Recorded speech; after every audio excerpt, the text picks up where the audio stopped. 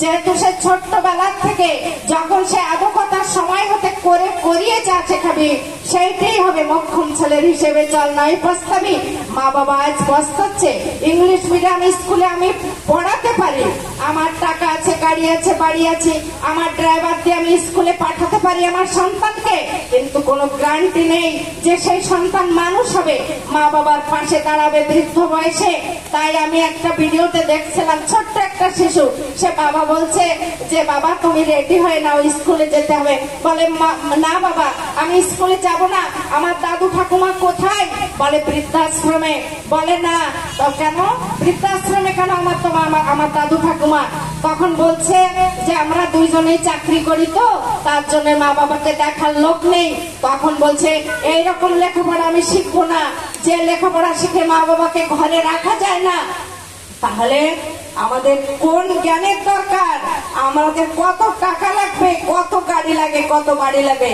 এক সময় যখন বয়সটা যখন 40 পেরিয়ে যায় তখন আস্তে আস্তে একটু একটু করে শরীরে যখন রোগের বাসা বাঁধে তখনই আসল জিজ্ঞাসা শুরু হয় যে আমি কি করলাম।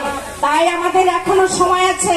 দীক্ষা নিয়ে শিক্ষা ধরিস আচার্যকে করিস আচরণে জ্ঞানের বোধচয়নে জ্ঞানের সাগর হানা পার। তাই আমাদের সেই কোন জ্ঞানে জ্ঞানী হতে হবে। শ্রী শ্রী ঠাকুর জ্ঞানাং তিমিরন্ধস্য জ্ঞানাঞ্জন শলাকায়া চক্ষুরমৃতাঞ্জন তস্মৈ শ্রী গুরবে নমঃ। সেই গুরুকে আমরা পেয়েছি যিনি প্রতি মুহূর্তে হাত ধরে ধরে তিনি চলার কায়দা শিখিয়ে দিচ্ছেন। তাই তিনি বললেন যে মানে বিপদ পথে হাত ধরে যে চলার কায়দা জানিয়ে দেয় তাকেই জানিস গুরু বলে, তাকে পেলে নাই গো ভাই। আমরা সেই গুরুকে পেয়েছি যিনি সব সময় আমার সঙ্গে থাকেন। কেমন ভাবে থাকেন? আমি তাকে আমার মধ্যে রাখি, আমি নাম করি সব সময়, তাকে চিন্তা করি তিনি আমার জন্য কি দিয়েছেন, আমি তাই চিন্তা করি, আমি ধ্যান করি। শুধু তিনি যেমন শ্রী শ্রী বড়মা সব সময় তার ইষ্ট দেবতাকে স্মরণে মননে তিনি অন্দরমহলে থাকতেন, কিন্তু সব সময় ছিল সূর্যমুখী ফুলের মতো লক্ষ্য শ্রী শ্রী ঠাকুরের প্রতি।